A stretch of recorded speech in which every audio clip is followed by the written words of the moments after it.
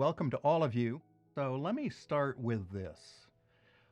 You can either use the hand icon or just raise your hand if your video is live, but how many of you actually have an advance directive? Okay. How many have actually talked to your loved ones about what you want at the time of your death? It's working about statistically what I would expect. You know, the number one fear worldwide is public speaking. The number two fear is talking about death. So if you take that to its logical extension, if you go to a funeral, you're probably more comfortable in the casket than delivering the eulogy. And that tells us as much as anything about how difficult conversations about death and dying are. Woody Allen had once said, I don't mind being dead, I just don't want to be there when it happens. My mother, who died a year and a half ago, many years ago, was at her doctor's. And she was very concerned that she was going to die of cancer. She said to her doctor, well, you know, my mother died of cancer, my father died of cancer, and it just seems to be running in my family. I am extremely concerned about dying from cancer. To which the doctor had replied, so, Betty, would you rather a truck hit you?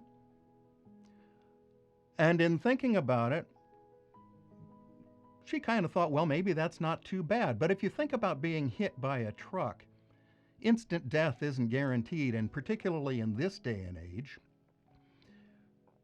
even after you're dead, clinically speaking, you can be revived, put on machines, and left to live for years at a time.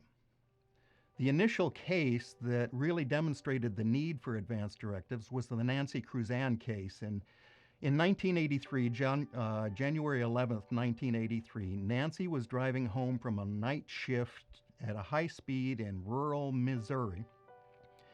And somehow she flipped the car and ended up dead in a ditch. Clinically speaking, she wasn't breathing, she had no heartbeat, and in fact, officers that were responding walked past her assuming she was dead, but because there was a child seat in the car, they started looking for a child. Imminently, one of the officers called emergency services, got the ambulance there. They were able to perform CPR, and Nancy was revived, so to speak. That is to say, they started her heartbeat and her breathing and transported her to a hospital.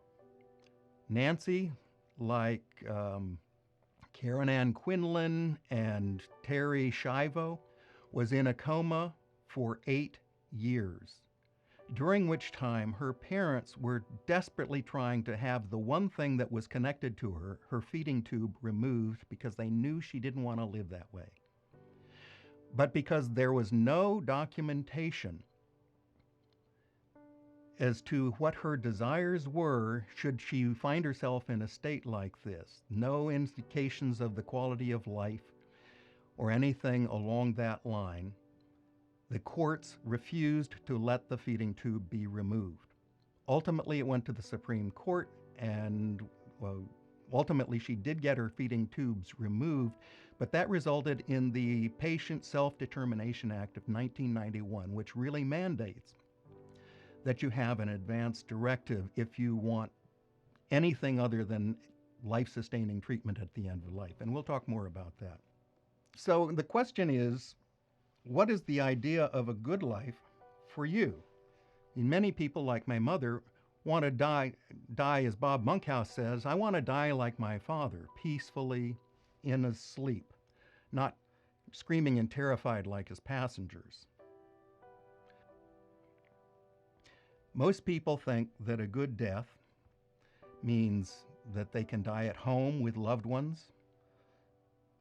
They can be having their pain and their discomfort managed, have their spiritual values respected, and accomplish what Atul Gawande said, our ultimate goal is not a good death. but a good life to the very end. Now, I have some questions for you at this point, and I'm not going to be able to see responses per se, but I'm just going to let you reflect for a minute. How many people here have a pulse? How many people, I've already asked, have an advance directive? And then how specific is your advance directive? Now, all of that being said, the next question is, when was the last time you updated your advance directive or your pulse? Things change all the time. So if there are any changes, it's time to update your advance directive if you already have one. It's time to get an advance directive if you don't.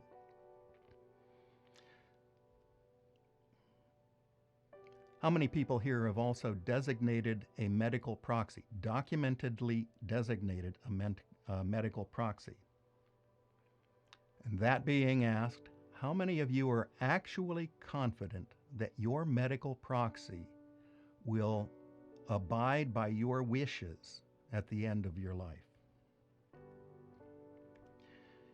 In an advance directive, it really performs two tasks. The first is it names a medical proxy, and the second, and that's the person to speak for you in terms of it's your medical power of attorney when you can't speak for yourself, but it also creates a living will. And we're going to get into what the issues are around a living will here shortly. Now, the thing to note is that, generally speaking, advance directives are state-specific.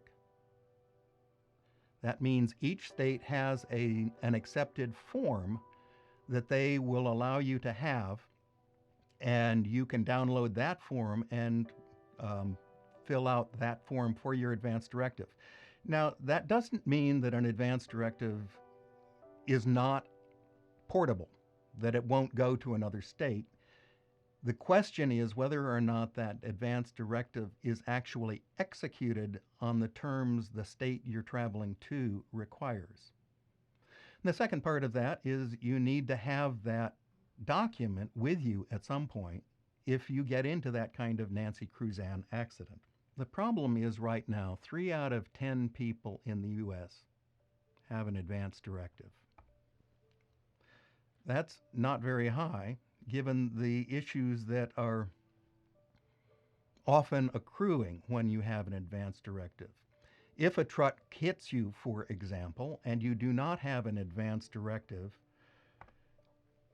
the medical protocols require that everything has to be done to keep you alive, regardless of your condition.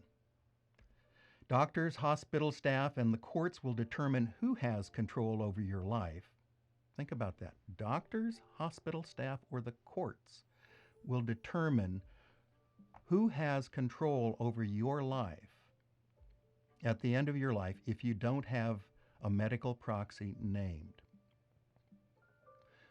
What that goes to is if you are, for example, a member of the LGBTQ community and you are not in a relationship where you are legally married, then the courts will ignore that and go to either the adult parents or the adult children of yours in order to determine what is wanted at the end of your life.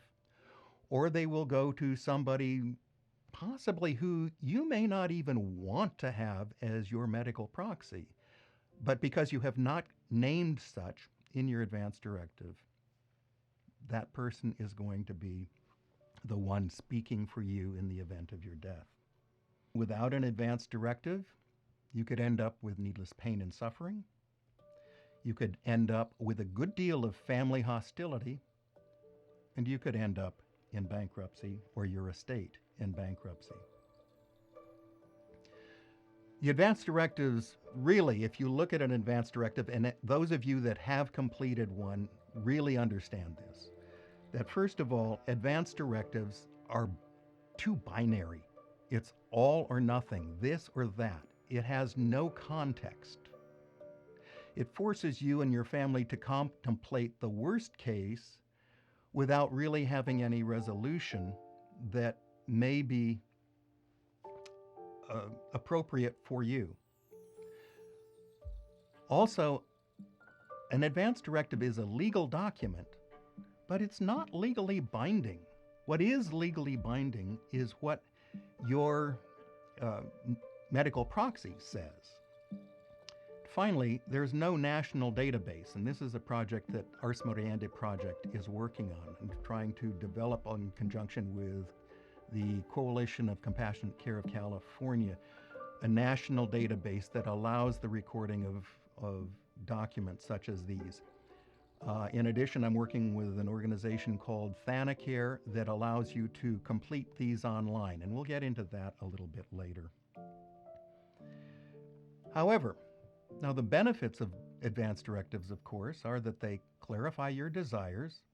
They can provide context if the advance directive is allowed to address the "it depends" or the "what ifs" issues, and they are the basis for healthy conversations. They can help you qualify. They can also help you qualify your medical proxy. The question that often comes up is, who is the most important person in your life? That being asked, is it the same answer if you are unable to speak for yourself medically? Who is the most important person in your life when you cannot speak for yourself? You're in a coma, you're in a persistent vegetative state, whether it's figured to be temporary or permanent. Who will be the most important person in your life? It's the one that goes by your wishes. Now, I had a friend, and she at one point had an aneurysm on her heart. And at one point, she was 88.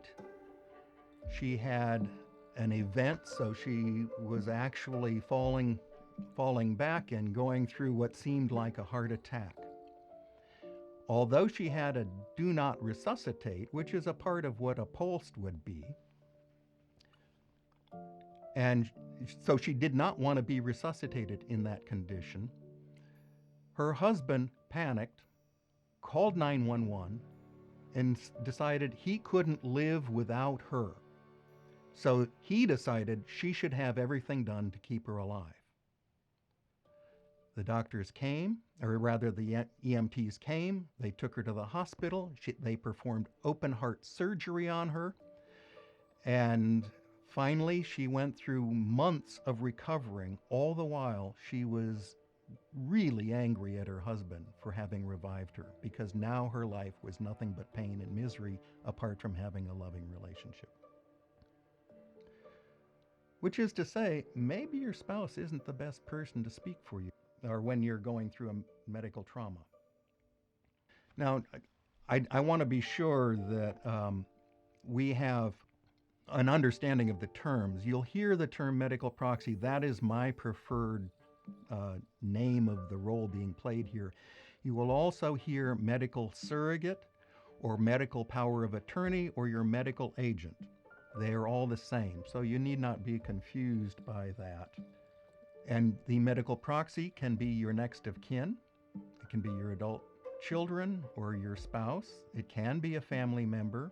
It can be a friend. It can be a doctor, but not a doctor affiliated with your provider. And it can be the person who holds your durable power of attorney. That would be the person that holds the purse strings in your estate, handles your checkbook and things like that. Now, your medical proxy has basically 6 powers. First of all, they can request, consent to, or refuse medical tests. They can request, consent to, or refuse medical procedures and treatment. They can move you to a different location. Now, this comes up where there may be an issue where there is a disagreement between the medical facility where you are being treated and what your desires are. And although this is not a completely relevant side of it, if you wanted medical aid in dying, for example, and you're in a faith-based institution, then the faith-based institution has the right to say, we are not going to allow that in our facility. So your medical proxy has the right to say, okay, we're going to move him or her to the facility that it will allow that. They can also request or authorize an autopsy after you have died. They can donate your organs, and they can determine what to do with your body after death. However, your medical proxy does not have three particular powers, and depending on your age, some of this is relevant, some of it is not. But they cannot commit you to a mental health facility. They don't have that power. That takes a completely different advanced medical health care directive. They cannot authorize sterilization, and they cannot authorize an abortion. However, in qualifying your medical proxy now, there are really 8 things to consider. First of all, are they legally qualified? Are they over 18? Are they not a member of your healthcare providers, organization, things like that? The second and most important thing, and it goes back to the illustration I made earlier, do I trust this person with my life? Do they know and respect me? Can they separate what they want for me from what I want for me? And am I choosing them because I feel obliged? Will they be readily available? That is to say, if your healthcare proxy's in New Jersey and you're here in California and they are very busy and a world traveler, they may not be your best option to be a medical proxy. Really critical, are they good in a crisis? Can they hear and accept the truth even when uncomfortable? How well do they process information? Are they a straight shooter? That is, they're not going to pussyfoot around in trying to describe what's going on and how you feel about it, if you are able to even hear that. And how well do they handle conflict?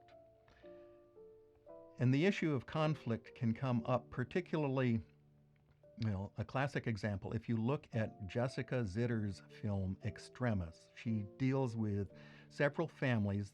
She is a doctor herself, a palliative care doctor, and they deal with several families in Highland Hospital here in Oakland, none of whom have an advance directive or anybody that can speak for the patient who is lying there unable to communicate. So I have many people that say, I don't really need to worry about a medical proxy because I have a family and my family will come to a consensus as to what they want to do with me. Well, not if they disagree.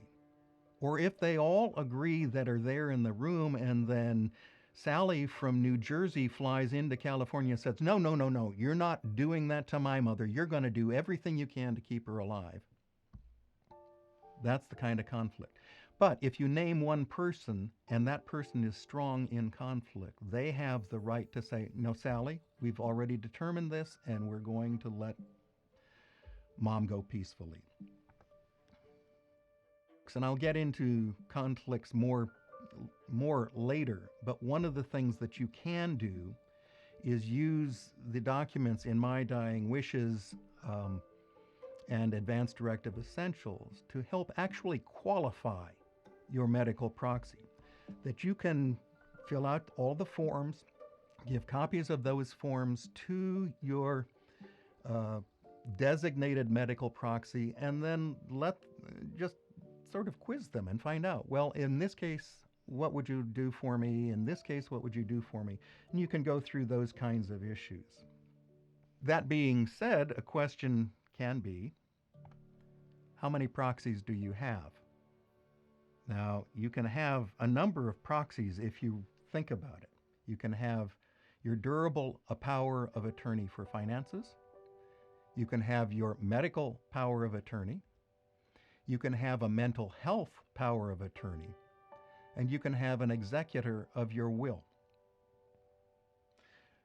Making it easy, let us assume that you are in need of real critical medical treatment, or you need to be moved to another facility, and it's going to cost thousands of dollars to do that. But your financial durable power of attorney says, no, I'm not paying for that out of the estate. That can be avoided, and you can consult with your attorney about how to do that, but that can be one of the potential conflicts that you have. Some of the ways you can do it, however, are naming the same person to have your power of attorney for medical, finances, and mental health. You can have it so that some of your powers of attorney are within the same person. Or you can have documentation stating who may make financial decisions for health care for you, so that even though a person has a financial power of attorney in your medical power of attorney or in your financial power of attorney, you can limit that power so that the medical power of attorney has indeed the right to move you even at the cost of the estate. Well, let's go on then, and let's talk a little bit about living wills. A living will is that part that says, this is what I want. And in determining what a living will is and what you want, let me be clear. First of all, a living will is your preferences generally when you cannot speak for yourself, but it also goes to death and dying, possibly. As I said, the medical proxy has the right to figure out what to do with your body post-death. In California, you have the right to life-sustaining treatment. That's true anywhere you go in the country. You have the right to withhold treatment, including nutrition. Now, if you can't speak for yourself and you don't have a designated medical proxy, this becomes problematic. This is the Nancy Cruzan case.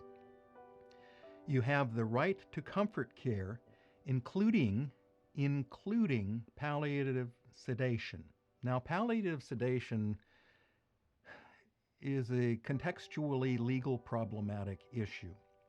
What you come down to in the legal fictions of healthcare and like so many other legal fictions, palliative sedation means that you as a patient are in such pain that the only way to get you out of pain is to put you effectively in a medically induced coma. Well, if you're in a medically induced coma and you've already said you don't want artificial nutrition, that means you're going to die. Euthanasia is illegal, although palliative sedation is legal.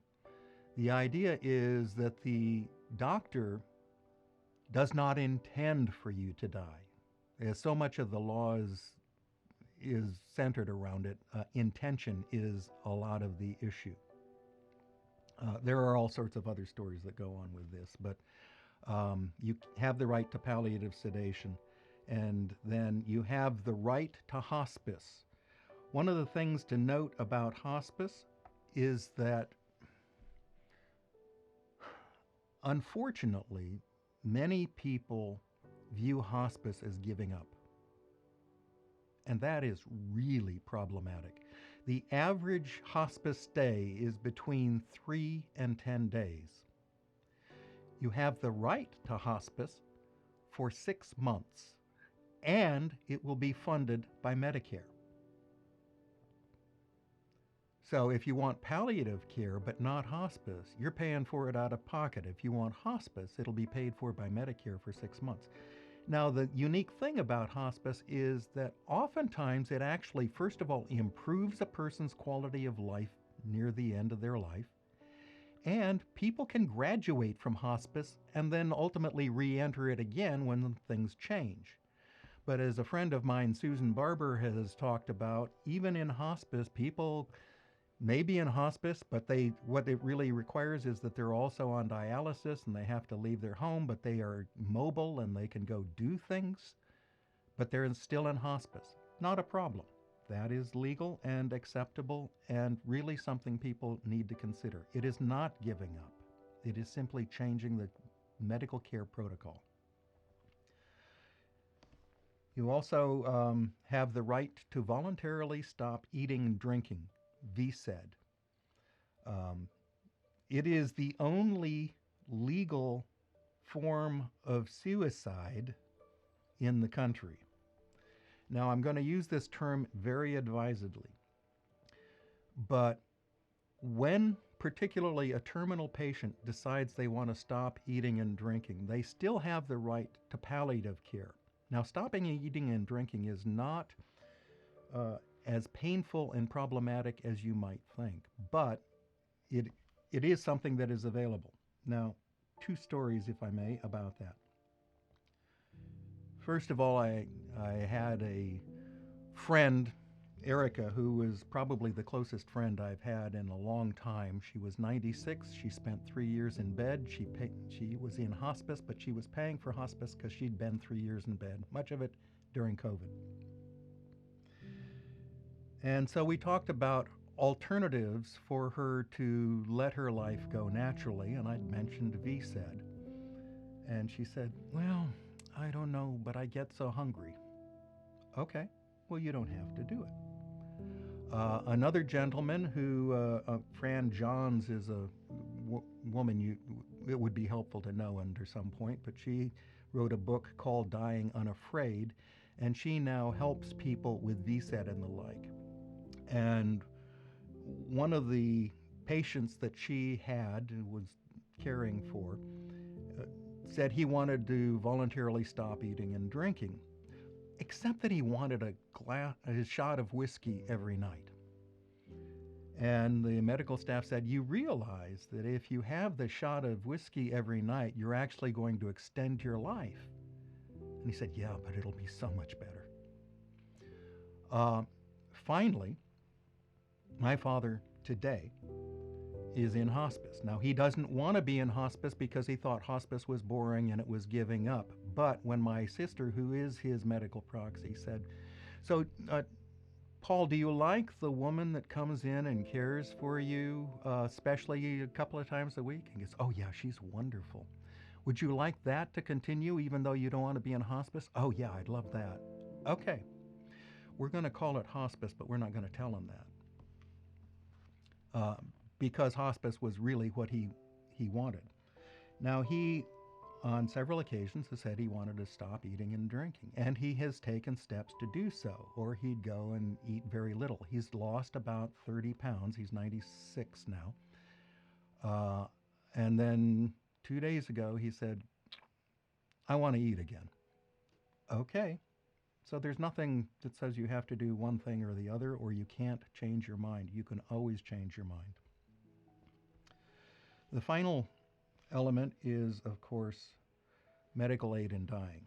Now, I used VSED as being a legal means of suicide in the aid in dying community, and I agree with them 100%. In fact, I was a Compassionate Choices volunteer.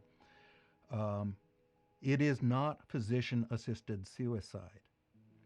Medical aid in dying in California is a situation where you can get a lethal dose under very specific conditions. You have to be terminal with 6 months or fewer to live.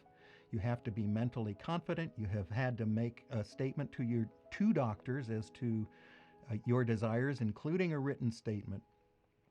And you have to be able to administer that medication yourself.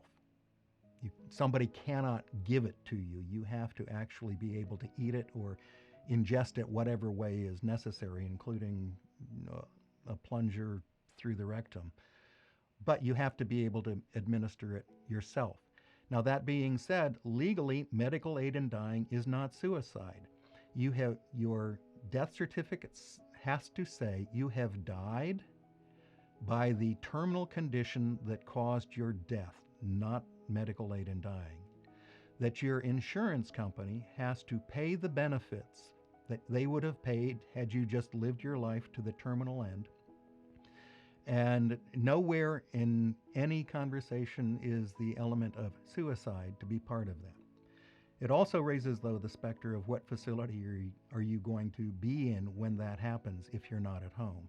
And as I say, my ex-wife was a member of the California Hospital Association, and she wrote part of this legislation, which was the very legislation that said doctors and physicians are not required to do this. They can opt out, and it's up to the patient then to figure out how to do it. So advance directives are way too binary. It's really an all or nothing problem the way they're written out. We're going to take a look at some of the forms. Basically, it's a 4-page form. You can download it from my site, arsmoriendeproject.org, and get any state's authorized form through my website. You can also go to AARP or the American Bar Association or Compassion and Choices and get exactly the same information. Now, if you look at this, it's telling you in the red circle that you have the right to make decisions about your health care and name somebody who does that. And a form lets you do either one of these. So if you decide not to name a medical proxy, you don't have to. Or if you decide not to have a living will and only name a medical proxy, you can do that too. It also lets you talk about the donation of your organs, your primary physician, which is why you want to update it with your primary physician. And you can complete or modify the form any way you wish, and we'll get into that specific in a bit. In your advance directive, this is the form for the designation of your medical proxy. So you name your primary proxy, you can name an alternative proxy, you can name a second alternative proxy, and then you can talk about exactly what the authority is. And so this is the place you can modify the form to say, if so-and-so's on leave, that then revert to alternative number 1.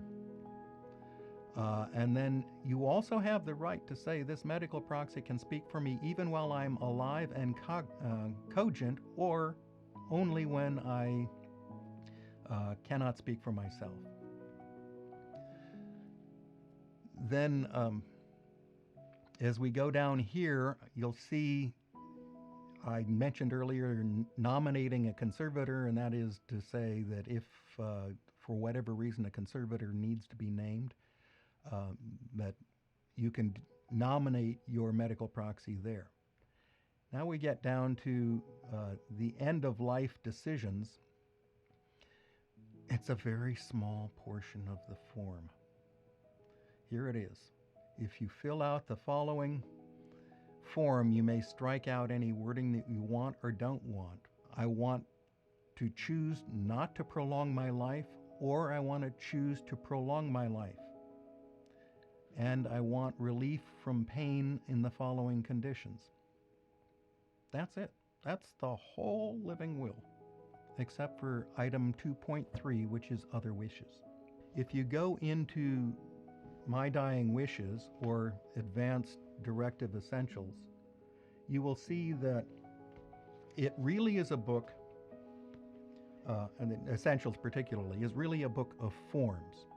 These forms are all addenda.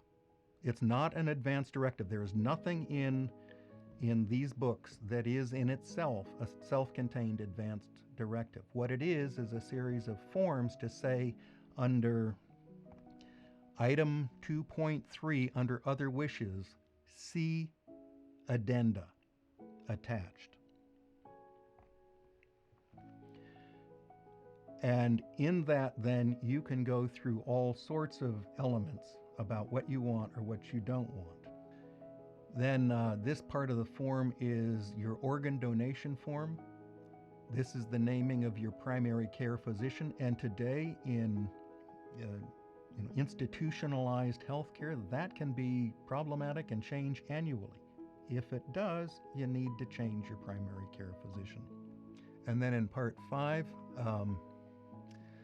this is what is most critical if you're traveling to other states or even within the California. You need to sign it with all the appropriate information.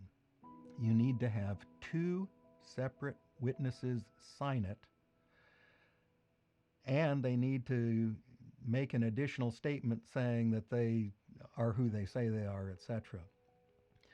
Um, the alternative then is that you can have a special witness, or if you're in a retirement home, for example, you may need, or more particularly in nursing home, you need an advocate or ombudsman statement.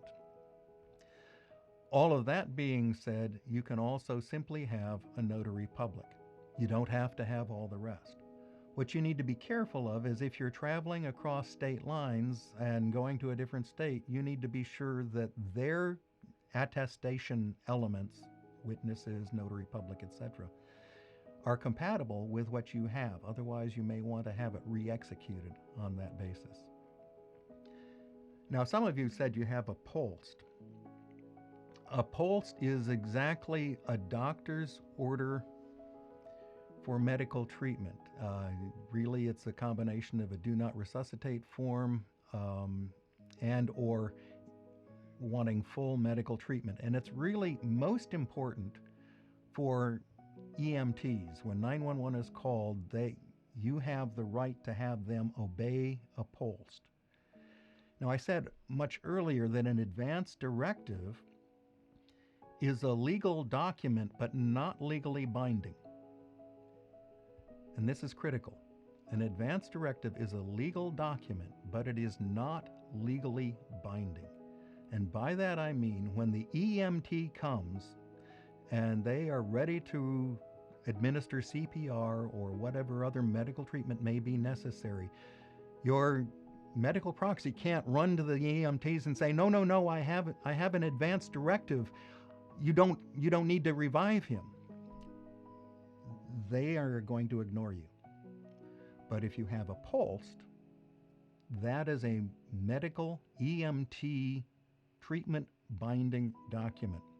If you have that and can wave that in front of them, then you're not going to have to worry about them reviving somebody like my friend who was revived by 911. Now, the other thing about a POLST, unlike an advance directive, is normally a POLST, depending on the state you're in, is lime green, bright fluorescent lime green or bright pink. The California form, I believe, is pink. In fact, I know it's pink. But that form, if it's in your house, will be attached to your refrigerator, and the EMTs will know to go directly to your refrigerator and look for that form. Or in a retirement home, for example, it will be either at a desk or in Lake Park, where I was a chaplain, inside the bathroom mirror, but people know exactly where to go to find out what your treatment desires are.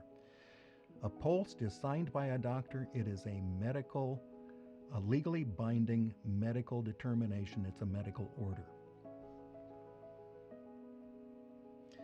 However, even a POLST will refer to an advance directive, and it will say your advance directive is dated here. It will name your healthcare agent. Now, the POLST will not name your healthcare agent. It will name the healthcare agent in your advance directive. So if you haven't named your healthcare agent in your advance directive, then this is irrelevant. And what is most critical here is, and I won't read this, I'll read this to you, but do it while we're here. Medical protocols require that the doctors have to go through a search procedure, if you will, in order to determine who can speak for you in the condition where you can't speak for yourself in the hospital. Now, I have people who say, well, I want my doctor to determine that. Well, no, they're not going to do that. That is not what they're there for. What they will do is try and figure out who your legally recognized decision maker is. And if they don't have a legally recognized decision maker and they are not orally told by you, then they will designate a surrogate, and it will be in a sort of protocol level. Your spouse or registered domestic partner, if you're a parent of a minor or the closest relative or the person whom the patient's physician believes knows best what the patient's best interest is and will make decisions in accordance. And what's missing there, of course, is, you know, if you're not a spouse and you're in an LGBT relationship, and I have two siblings who are in LGBT relationships for 30 years, and before they legally got married, they would have had no rights. Their spouse and their partners would have had no rights to determine their medical proceedings under even a post. Now here, and this is true with anything, it is recommended that a post be reviewed periodically. Then a review is recommended here when the patient is transferred from one care setting or care level to another. So if you've moved from ICU down to more general care, that's fine. Or if you've been moved up to ICU, then that makes a difference, and the post may be revised. If there's a substantial change in the patient's health status or the patient's treatment preferences change. So again, you have the right to say at some point, no, I don't want that person as my medical proxy. I don't want artificial respiration, or no, I do want artificial respiration. So an advance directive, particularly if it's detailed enough to have the addenda in it, deals with the "it depends." Now there's a nuance here that I think is important. Lachlan Forrow, F-O-R-R-O-W, wrote an article in 1994 called "The Green Eggs and Ham Phenomenon." And he really based it on the book Green Eggs and Ham. So the article elucidates a problem with basic advance directives and the approach by which the doctors have them completed. Unsurprisingly, for most doctors, completing an advance directive on the fly in the hospital is trying to get a box checked. It is not listening to the patient. And in that regard, then, as they're prescribing whatever they want or trying to advise a person to about their rights for medical treatment, the person will say things like, I don't want that. Under no circumstances do I want artificial respiration. And if you look at the COVID crisis and the number of people that went into ICUs and needed artificial respiration, the question becomes why and under what conditions. Too often in the green eggs and ham phenomenon, doctors aren't listening to their patients, they're just advising patients without context. And so the patient, like in green eggs and ham, said, no, I don't want that. No, I don't want that. Then the more they're pushed, the more they don't want it. However, if the question is rephrased, then it becomes one of, okay, let's talk about your quality of life. If you found out that you could be completely recovered if you went in and had artificial respiration and or inserted a feeding tube and the like, and you could walk out of the hospital with 80 or 90% of your pre-medical emergency facility, how would you feel about that? Oh, well, under those conditions, I think I would do that. Well, that changes the whole green eggs and hams perspective. The other side of that is, okay, you've said you want this, and you want everything done for you medically. And I hate to tell you this, but you only have 3 or 4 days to live, or 3 or 4 weeks to live, and there is nothing medically we can do for you that will increase that or improve that. What would you like? You still want ICU? Oh, no, I'd much rather go home. One of my favorite stories is about Ken Wilber. Ken Wilber is a spiritualist. You may be familiar with him. In his book, Grace and Grit, he talks about the 5-year struggle to have his wife find some sort of treatment for her breast cancer. And after 4.5 years of going through every kind of iteration they could figure out, they end up back in the doctor's office. listening to the doctor, and the doctor says, well, I think with aggressive medical treatment, we can give you 6 more months to live. And Wilbur, completely exasperated, says, well, what in the world if we just take her home and let her die peacefully? How long will she have then? Well, probably about 6 months. And what's the point? So advance directives can be supplemented with value statements and questions like, what is the quality of life that is critical for you? What are your spiritual issues? What are your cultural values? What is your bucket list? And by bucket list, I don't mean I want to go hike up to Machu Picchu. It's, well, I want to live past Christmas so I don't die on Christmas Day, which is what my ex-wife's father decided. And he died on December 26th because he didn't want his family to celebrate Christmas and his death on the same day.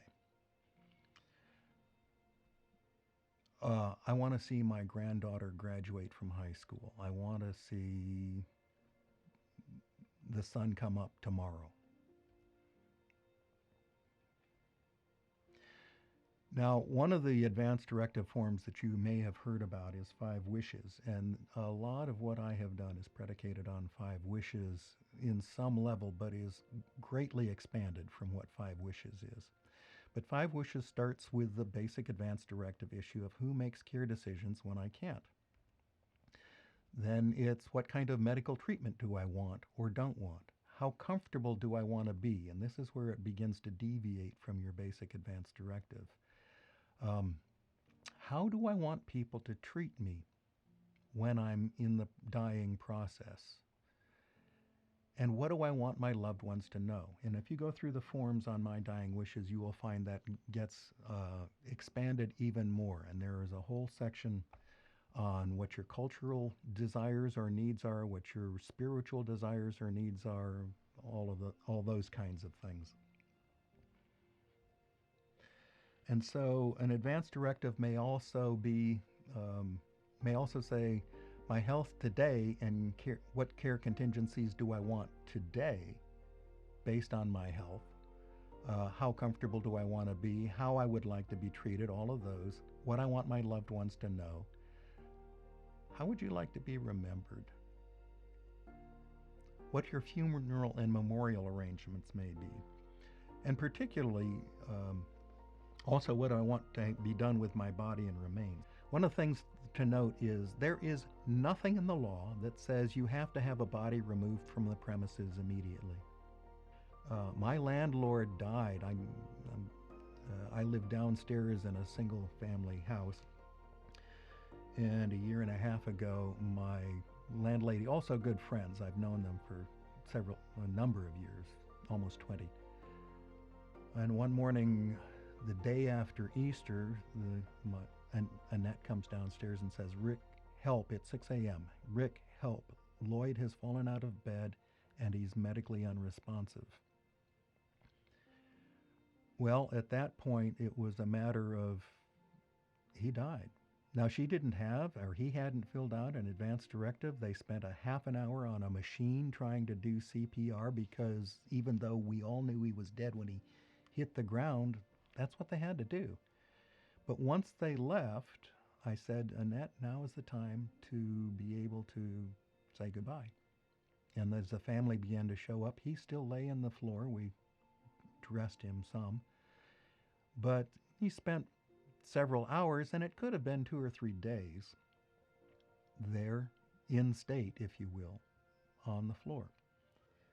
And so I'd called the funeral home and said, you can come pick him up, but we need some time, and then set an appointment so that people could say goodbye.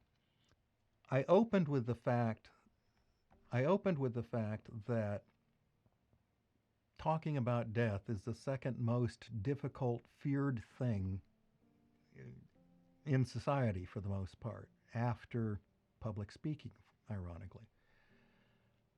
And so even when people have filled out their advance directives, oftentimes they have not actually had the conversation, and this is hugely problematic. I have friends, and it's interesting that it goes both ways. I have friends who are in their 80s who want to have the conversation with their children, and it is so common for the children to say, "No, oh, Mom, I can't think about your dying. I cannot imagine what it would be like without you. I cannot talk about this."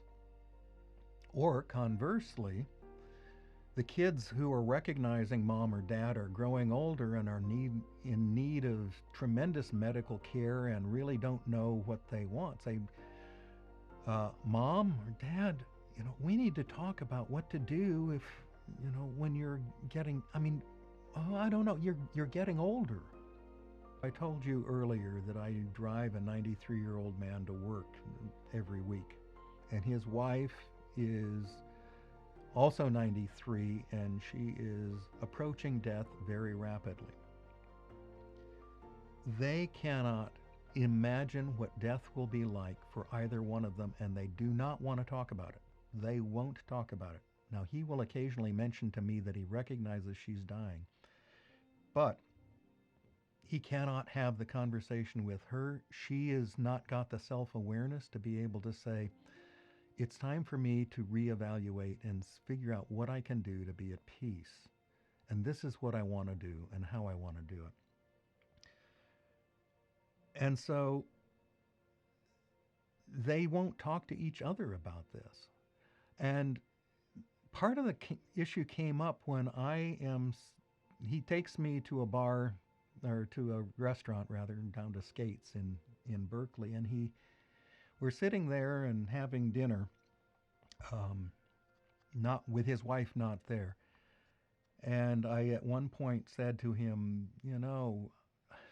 my father's decided to stop eating and drinking. He's done with life. And he literally breaks down in tears and says, I cannot imagine doing anything like that. I am going to live until for years and years and years, and he won't even acknowledge that death is imminent for somebody 93 years old and as frail as he is. I have to drive for him all the time. He's lost his license. He just doesn't have the wherewithal to do much of anything. So having the death talk is admittedly a very difficult element, but it needs to be had. And so the forms can be used to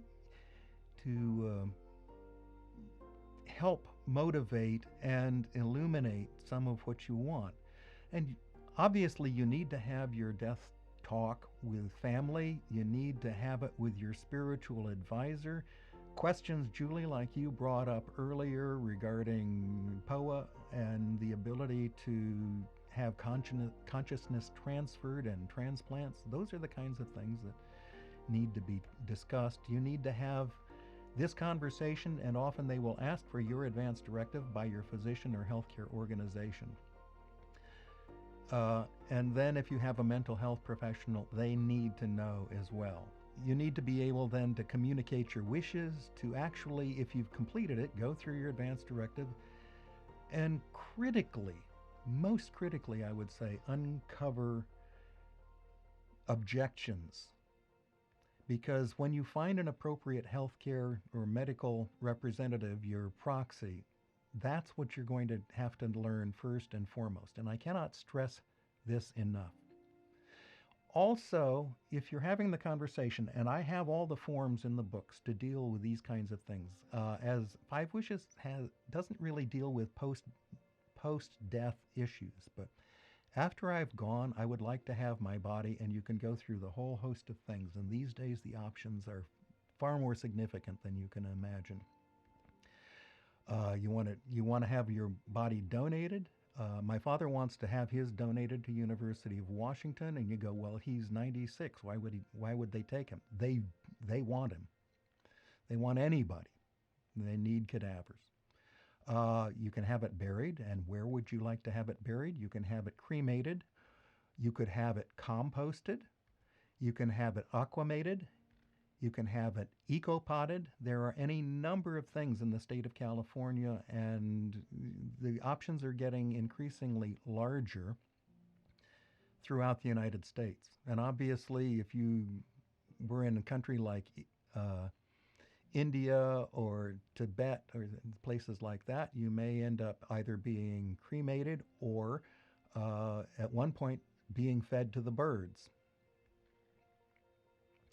The other thing that is covered in these forms is how I want to be remembered or more memorialized, if in fact that's what you want. You know, whether you want a funeral or you want a memorial service or you want some sort of marker or a bench or whatever else.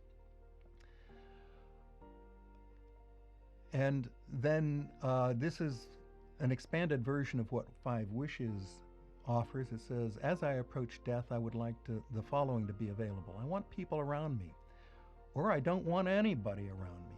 I want music playing. I want hymns sung. I want my pets near. And most critically, what I would like my loved ones to know. And then the various other forms you can find are in the event of dementia. And so you have all sorts of addenda that are available in this book. The treatment desires depending on prognosis. And if you look at the book, you know, an Advance Directive is an all or nothing. If you look at the book, you have the option to say, if my likelihood of survivability and living the quality of life I had before is 80%, do this. And it is a sliding scale. So if it's less than 2%, do this.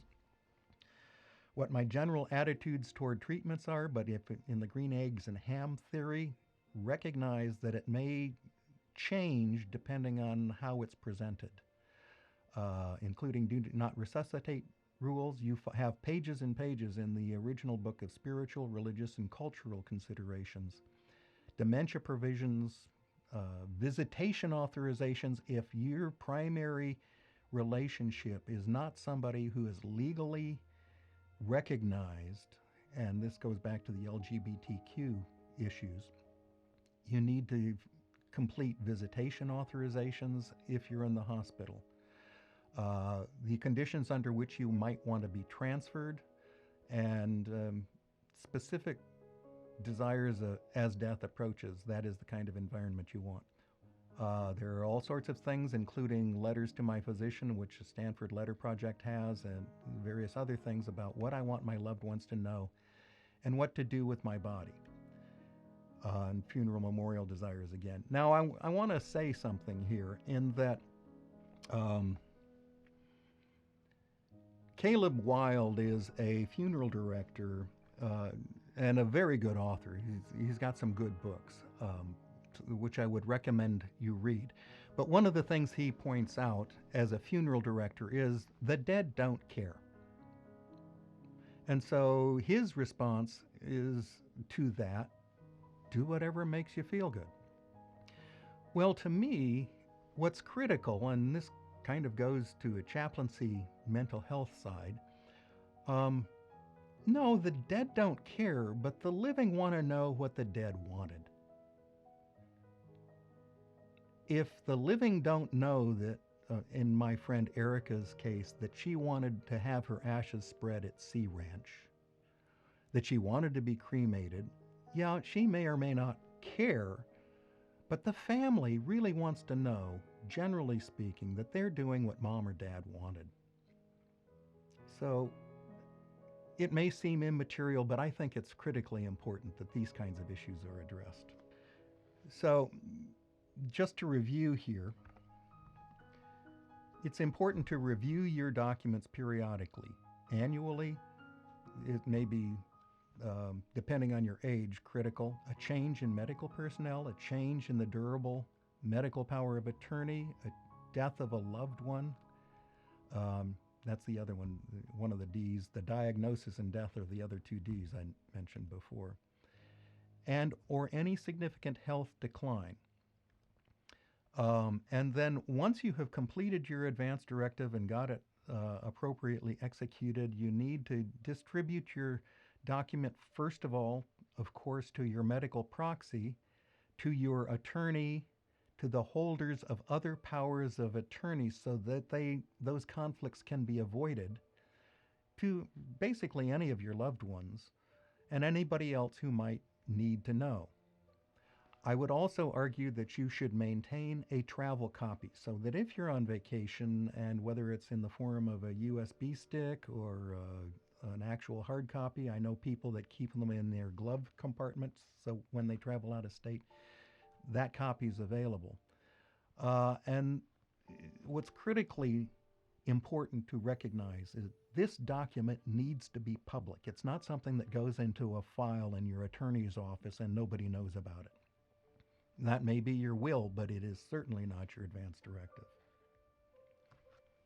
Now, I bring this up particularly because I sat down several years ago with my parents and said, well, let me go through your advance directive and your post.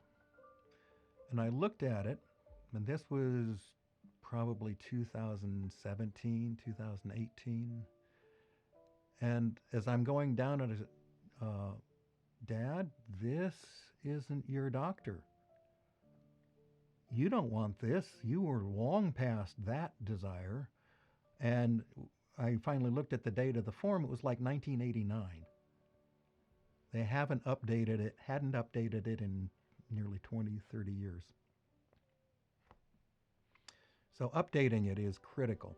Well, and just in closing, this is discussions about advance directives and dealing with the issues of death and dying can be one of the most difficult things you can do, especially when you're trying to talk to your family about it. And so a lot of the basis of the forms and all of the advance directive addenda that I have provided really are as important to use as discussion vehicles as anything else. You want to avoid the fights with your family. You want to avoid the chaos that may result when a medical emergency comes up. And most critically, this isn't just about being older and in physical decline. The whole idea of if a truck hits you is what's particularly important. Nancy Cruzan was 25 years old, and she was beyond the care of her parents, and she could not speak for herself, and there was nobody that was legally allowed to do so. So if you look at her gravestone, it says, died January, I think, 11th, 1983, and then at rest in, I think, December 26, 1990. But that whole intervening year was her lying there in a persistent vegetative state and nobody able to do anything. Have the conversation, please. Fill out an advance directive. Talk to your kids about it. Talk to your parents about it, but get it done. The fact that only 30% of people have an advance directive, and that includes elderly people in that 30%, says that there is a lot of work to be done. So thank you for anybody that's willing to do that and making not only your life but your family's life more complete with the knowledge.